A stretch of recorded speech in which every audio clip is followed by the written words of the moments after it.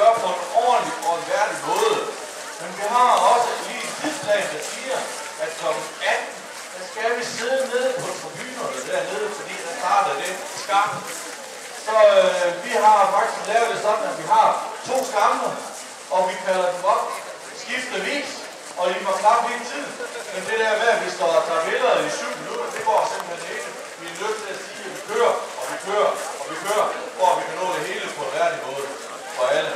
Så jeg synes, at så skal jeg ikke stå af til tiden, men jeg synes, at jeg vil takke jer alle sammen, fordi at vi har haft sådan